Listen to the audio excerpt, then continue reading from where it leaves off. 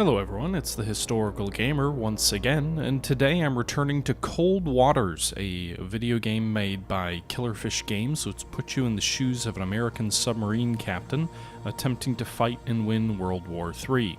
This is a return to my history series, so while we will be looking at footage of the game in the background, the real point of this video is the discussion which I'm going to have about Admiral Hyman G Rickover, who would become the father of the United States' nuclear navy. Now, I do want to call out that the footage that you're looking at here is most likely of me playing the 1968 campaign. I did do a little bit of digging to see if there were any mods that would allow me to show the USS Nautilus itself, or any of the earlier nuclear submarine boats. And unfortunately there is not. So please don't bombard me with complaints that this title is misleading. The entire point of this video, and I'm getting to it in the first minute here, the entire point of this video is to show a little bit of gameplay in the background, but it's not of the topic. And the topic is really just here to provide a general overview of who Hyman G Rickover was, why he would end up becoming important in the United States Navy, because he's a reoccurring figure that we'll be seeing when we talk about all these nuclear submarines later. There are a bunch of mods out there for Cold Waters, which do add a number of submarines that you can play to it. British submarines, U.S. diesel boats like the Barble class, the Tang class, which I actually covered in a previous video. There's a lot of different content that modders have made out there. Unfortunately, no one has yet tackled the USS Nautilus. They haven't also tackled the USS Seawolf, and by Seawolf I mean the US 1960s Seawolf submarine, not the current Seawolf class, which is in service in the US Navy, and there actually are mods for that submarine. But with that being said, let's go ahead and jump back in. Today's topic is Hyman George Rickover, the father of the United States' nuclear navy, and a character that we will see come up time and time again as this series continues and we look more at the future nuclear boats. And because of that, I just wanted to take a little bit of time to go ahead and provide a little bit of context about who he is and why he was important. Okay guys, so with that all being said, let's go ahead and jump in. Oh, real quick, before I do jump in, I do just want to say that this is the start of a brand new 1968 campaign that I am going to play through as far as I can get, hopefully, successfully. So I do hope you guys enjoy this series and the gameplay behind it, but this is episode 1 of this new look at the 1968 campaign. Hopefully, I will have more than 1 or 2 successful missions before being sunk, but we'll see. And to understand the United States Navy, you really need to understand Hyman George Rickover. He is often known as the father of the nuclear navy. In fact, I've been reading a book that actually I just realized is written by Norman Polmar, who was the author of the Cold War Submarines book that I've been linking and talking about in all my previous videos in this series. He wrote this book along with Thomas B. Allen. It's called Rickover, Father of the Nuclear Navy. And it's really important when you're thinking about the United States Navy and you're thinking about the development of the first nuclear submarine to understand where that came from. Now, we've talked in previous videos about the evolution of the diesel submarine. We've talked about the German Type 21 boats. We've talked about the U.S. Navy's attempt to develop the K series of boats, or I believe the Barracuda was what it would later be known as well as the Tang class of submarine, which was essentially a U.S. effort to copy and improve upon the German Type 21 boats that came into service late in World War II and were the impetus for so many innovations that would change submarine warfare forever. But to understand the nuclear navy, you really need to understand its American father. And again, we're not talking about the Soviet Union in this video. That will come in another video. But in this case, the father of the United States Navy's nuclear propulsion program really was Hyman George Rickover. Eventually, Admiral Rickover was originally born in Europe, actually back in the late 1800s or in 1900. There's a little bit of dispute around when his actual birth occurred. He was born in Poland, which was a province of the Russian Empire at the time. So this is back during Russia's ownership of Poland, when Russia was under the rule of the Tsar before World War I. Rickover was born in Poland and lived his early years in Poland. Eventually, he would immigrate to the United States, following his father, who was a tailor, who moved to the United States. Rickover would end up living in Chicago after a move, and would end up graduating high school from Chicago. Rickover was Jewish and grew up in a Jewish section of Chicago, although he would later change his allegiance to say that he no longer believed he was a Jew. He would actually end up marrying a Christian. Not that that really matters for the sake of this video. He entered high school in 1914 and would end up graduating in 1918. He then ended up joining Western Union as a messenger boy and ended up befriending his local representative, who was known as Adolf Joachim Sabath, a Democrat who was known sort of as the Jewish congressman. Again, with Rickover's Jewish heritage, he was able to befriend the representative, who would later end up being a strong proponent of Rickover and would help him greatly in his career. Congressman Yates would succeed Sabath and would also, again, continue to champion him and help Rickover end up pushing for a nuclear navy and nuclear propulsion in the United States Navy. But that was all in the future. In the present, in 1922, Rickover passed his examination to get into Annapolis, the Naval Academy, and again, this was with the help of Sabath. So congressmen all had a certain number of allocations they could have, or recommendations they could have for people entering the academies, the service academies. I believe you still need a letter of recommendation to make it into a service academy, but at the time it was a much more personal experience with individuals, befriending congressmen and finding ways to get into the academy through connections and networking. Rickover would end up hating the Naval Academy, which is kind of interesting. He hated the bureaucracy. He hated the class distinctions there. It's kind of interesting. It seems like at the time the Naval Academy was still very much a social club in some ways, where you had very distinct social groups. You had people who had long histories and lineages back through the Navy joining. You had people using this as a way to move up in the society in a way that we typically don't think of the naval or the service academies today. It probably still exists to a certain degree within those academies. Certainly military families, there's these sort of social statuses within there. But in American society in general, the path to the top of social prominence is not typically the military today. Whereas in the past, it used to be a much more prominent piece of sort of moving your way up in a perhaps more aristocratic world of the early 1900s.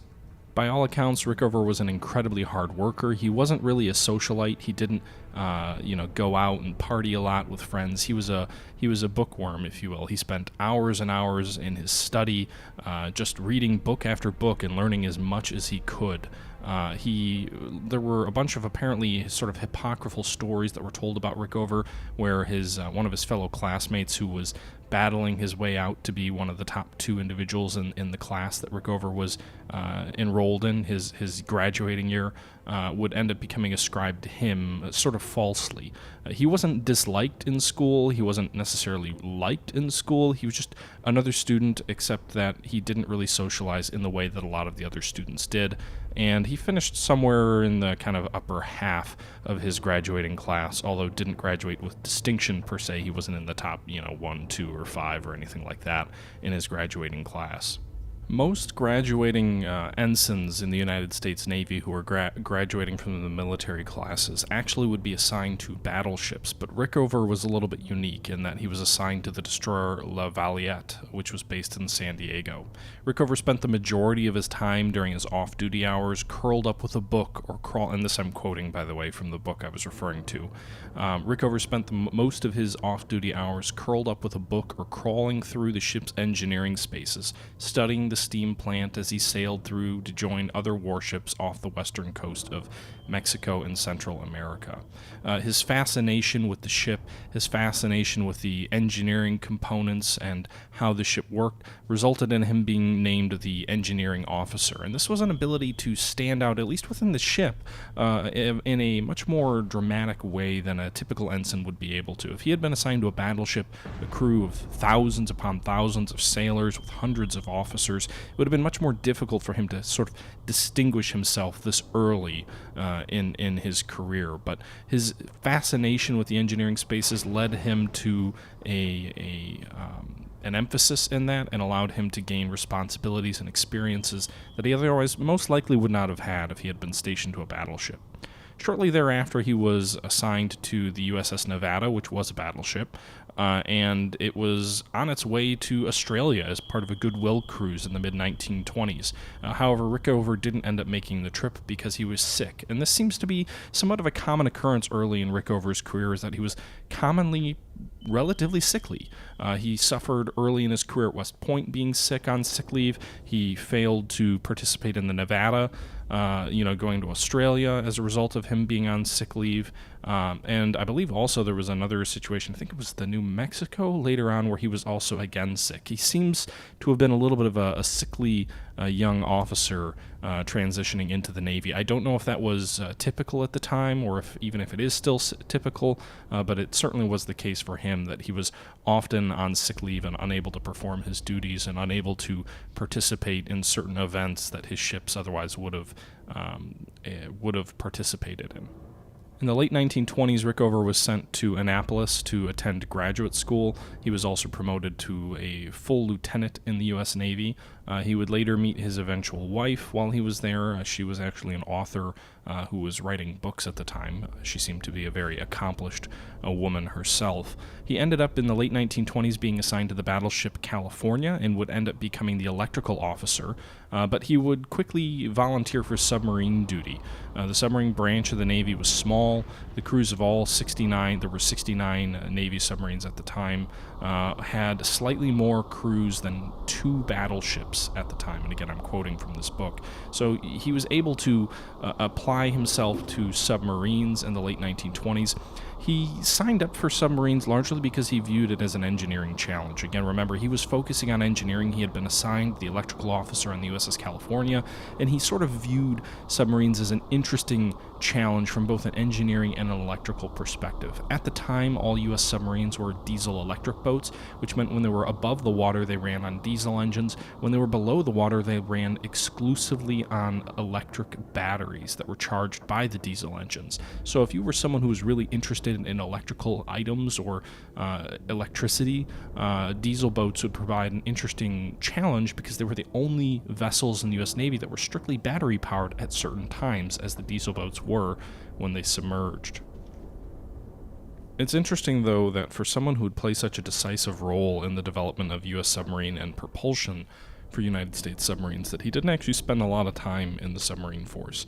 By the early 1930s, he was put in as an executive officer on a U.S. submarine before he was relieved of his service. I can't find exactly why, but this is actually something that happened a few times to him. He would end up being promoted to lieutenant commander shortly thereafter, and would end up taking command of a minesweeper that he was very shortly thereafter relieved of his own command as well.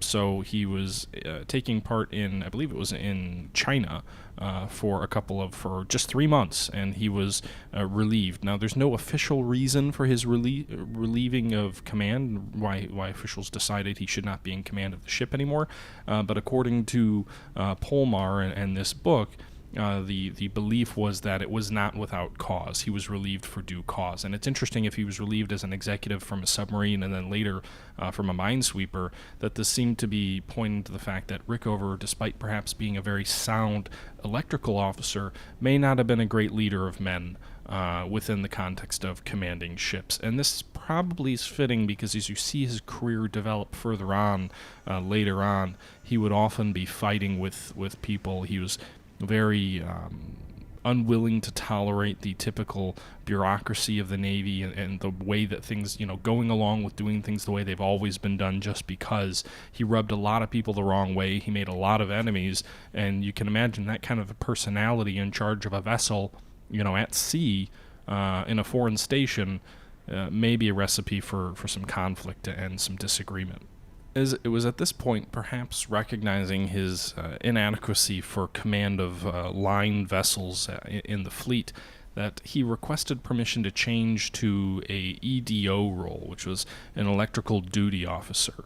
Electrical duty officers played an important role in the fleet, but it was limiting his future career opportunities. EDOs were not considered line officers. They were considered restricted officers, which meant that they wouldn't be able to command officers or wouldn't be able to command ships on an operating force, so they wouldn't be able to command a fleet at sea. They were essentially, I wouldn't say desk jockeys, but they were essentially in charge of things like repair facilities, designing of ships, inspecting and certifying electrical units within vessels. Engineering officers were not going to be commanding battleships at war, but they might be involved in designing those battleships or designing the engineering components of those battleships. So they still played a very important role in the fleet, but they were no longer considered line officers. And there were only a handful, I believe 3 rear admirals at the time that Rickover requested the change in certification that actually attained the rank of admiral. He was a very ambitious young man. He definitely believed he could attain flag rank, but this decision of his was limiting his opportunities to gain flag rank. Although given he was relieved of command twice while he was in the line forces, perhaps it was apparent that he was not suited to be a line officer, and he may have never achieved the success that he would end up achieving if he had not requested the change in certification. Rickover was assigned to the bureau that would end up becoming known as the Bureau of Ships, that was in charge of design of warships as well as repair of warships. He would end up heading up the electrical section of this bureau during World War II, and would end up befriending Earl W. Mills, who would end up being important in Rickover's career as well, assigning Rickover later on to the nuclear propulsion group, ensuring that he would play a key role in the development of nuclear submarines. It's interesting, at this point in Rickover's career, he kind of started shedding the formality of the Navy and tried to not wear like naval uniforms on his trips. He was responsible with going to vendor yards to supervise the construction of electrical components in ships. He would be having a say in the design of the electrical components in ships. And you think of electrical components in warships, and maybe during World War II you don't think of them being so critical as today's warships obviously are all technology and electrical based. But even during World War II, the ability to traverse your main guns on a battleship relied on electrical power. The ability to have a functioning command and control center in a ship relied on electrical power. The ability for vessels to communicate with each other relied on electrical power. Pumps relied on electrical power. Almost every system in a warship at the time had some level of electrical need or tie-in, and Rickover was in charge of the designing and the repairing and the maintaining of these vessels and their systems, and he had a very no bullshit sort of mindset. He would work very tirelessly to try and prevent contractors building these ships from cutting corners, but also work very tirelessly to try and make sure that the Navy wasn't getting ripped off. And it's interesting, at this point in his career, Rickover really becomes embittered with the Navy. He would end up becoming very critical and not a very happy person with the Navy. He was always fighting these battles against, contractors who were trying to take advantage of the Navy, against Navy officials who were just, the bureaucracy in the Navy. He ended up becoming very resentful throughout his career, not specifically at this point in time, but throughout his career, he would end up becoming very resentful of the Navy's sort of hierarchical status, not from a rank perspective, but just sort of from a old way of doing things perspective. And, by the end of his career, again, it's interesting for someone who played such a critical role that he had such a cynical outlook on the Navy's ability to operate effectively and acquire technology, design ships, and build ships effectively. He pushed his subordinates very hard. He worked incredible hours, and he was very devoted to his position and set an example in that way, but in a way that maybe a lot of people couldn't reflect. And he was very aggressive in asserting his views, so that, again, there were constant conflicts between him, subordinates, superiors, and what have you. I'm going to read a quote to you from Rickover, Father of the Nuclear Navy by Thomas B. Allen and Norman Palmer. The quote is as follows, and it's talking about Rickover's attempt to get a lighting system fixed in the Navy, a combat lighting system that was called battle lighting. He, Rickover, had learned that a system called battle lighting failed in battle, ironica. The system was not designed to hold up under sustained combat. The bulbs were blue, and sailors going on watch had trouble adjusting from darkness to blue light. Rickover succeeded in getting the lights changed from blue to red, but he had to fight to get this done, and to him it seemed as if he had to fight to get anything done. Rickover became angry at the Navy, and it would be an anger that would never cease. So that's just sort of a reflection of Rickover's own frustrations that he suffered while he was in the Navy. Now, Rickover also did end up asking for a combat posting during World War II. So again, he was doing all this work in the background. He was helping support the development of the largest Navy in the world during World War II, and yet, as any young, ambitious officer once during wartime, he wanted to serve in a combat zone. Now, given his role, he really wasn't able to serve too forward, but he did become the commander of a ship repair facility on Okinawa in July 1945, which would have been instrumental in the United States' Navy attempting to invade the home islands if that had indeed occurred. So he had a very important role at the time, which would have involved basically acting as a safe harbor for vessels that would have been damaged during the invasion of Japan. The vessels would have come back to Okinawa just as the bombers and aircraft were landing on, or sorry, not Okinawa, Okinawa. Just as the bombers and aircraft were landing on Okinawa as sort of a stopgap, they're flying to the Marshall Islands and landing there as an emergency airstrip, that and Iwo Jima, Okinawa would be a critical staging area for the U.S. Navy's invasion of the home islands of Japan. And as warships were damaged, there would need to be facilities close by where they could limp back to and get repaired, because obviously sailing all the way back to the United States if you suffered battle damage is not too feasible. Well, Rickover was put in command of this, but obviously with the dropping of the nuclear bombs, he was left kind of without a job. He was energetic and trying to get things done. He wanted to clean up the camp rather than just kind of leaving things. But as he was kind of getting things situated to withdraw from Okinawa after World War II had ended, the island was hit by a typhoon. His base was more or less obliterated. It had more than 90% of the base was destroyed, and he was left with literally no command and just kind of stranded there waiting to leave with nothing left to do. Now, while all this is going on, the United States Navy is already in the process of attempting to figure out if nuclear propulsion might be something that would be feasible. In 1939, the Navy worked with Columbia University to propose using a nuclear uranium fission reactor to power a underwater vessel, so a nuclear submarine. There was work done in, I believe it was March of the same year, to start funding the development of nuclear reactors for the United States' Navy. It didn't really get too much of a kickstart. It kind of was kind of on the back burner, and became more so on the back burner once World War II started. In fact, the establishment of the Manhattan Project in 1942 made it even more difficult for the United States Navy to really pursue the idea of nuclear power or nuclear propulsion, because anyone who knew anything about nuclear material or science pertaining to harnessing the atom was being drawn into the Manhattan program, and all of this stuff was becoming so highly classified that work on atomic research for other projects was kind of more or less shelved until the fall of 1944, when the Navy asked for how feasible it would be to develop a nuclear-powered propeller submarine.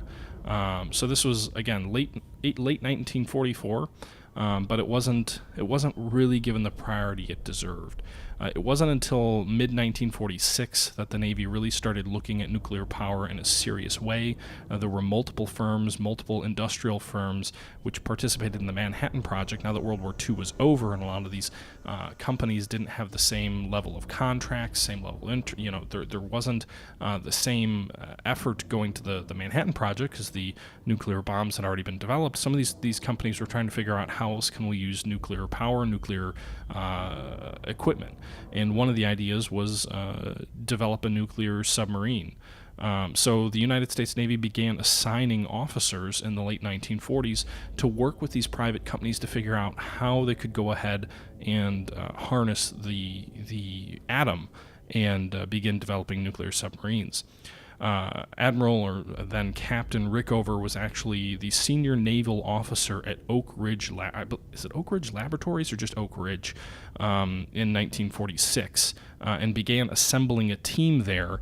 Oak Ridge, again, was one of the key facilities in Tennessee, which was used in the creation of the atomic bomb.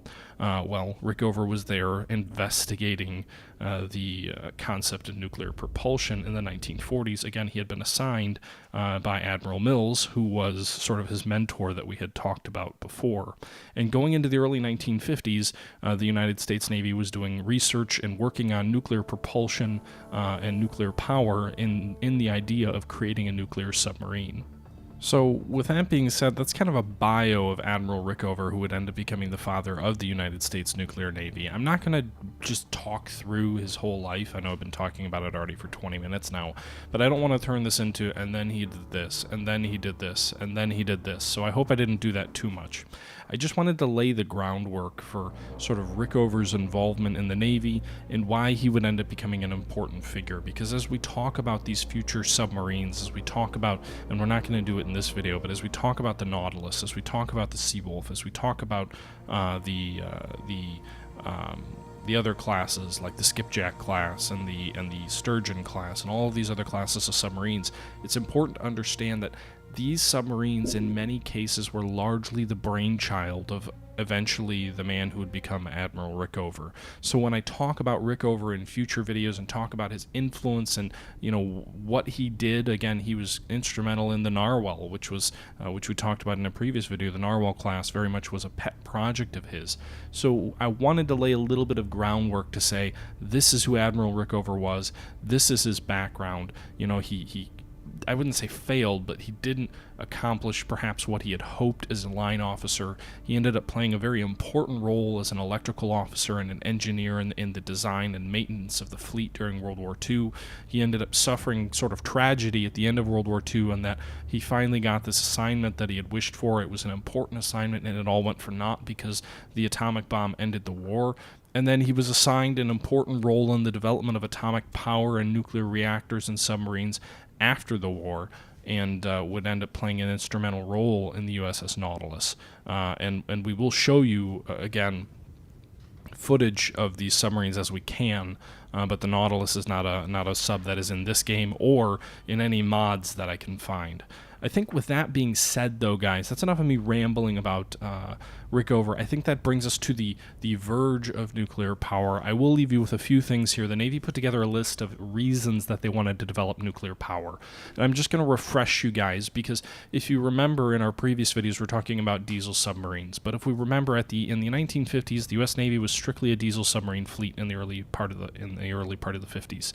Diesel submarines could only operate for so long. Even the Type 21, which was Germany's most advanced submarine, had all these revolutionary technologies. It had the ability to move quickly underwater. Even that boat could only move 25 nautical miles below the surface at 16 knots, or 280 nautical miles at 6 knots.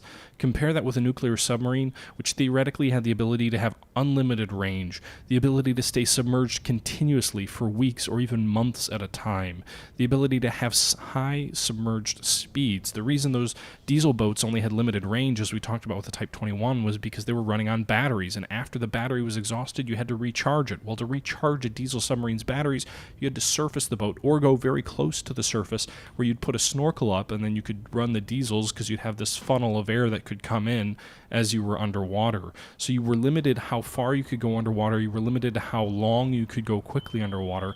A nuclear power plant in your submarine would allow you to have that unlimited range, to allow you to run at maximum speeds underwater, allow you to stay submerged for months at a time, would prevent you from needing to refuel your submarine except very rarely, would prevent the need to recharge those batteries.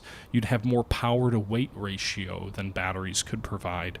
You would have no need to surface or go close to the surface and snorkel your boat. You could control. You'd have better control and handling of the submarine. You had a more habitable environment. So diesel oil made diesel submarines notoriously smelly, notoriously uncomfortable. Due to the limited power for the size of the boat, you had very cramped conditions. A nuclear boat would allow you to alleviate all of those issues. And you know, the power plant would actually most likely be more reliable with a nuclear reactor than a diesel or electric reactor. There were some downsides, including a nuclear reactor in a submarine that involved things like, okay, you've got all this toxic chemicals in the front of the boat or in the back of the boat, wherever the reactor is. How do you service that? How do you maintain that? How do you protect the crew from these contaminants? And these were all things that had to be worked out as the United States Navy would pursue its first nuclear submarine.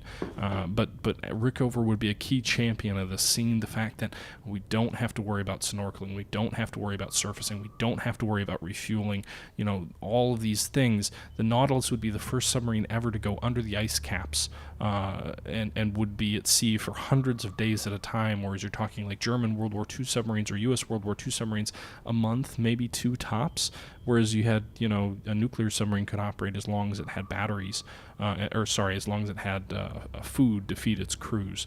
So there were a lot of good reasons that nuclear submarines were important, and there were a lot of good reasons that in the 1950s the United States Navy started to develop the Nautilus.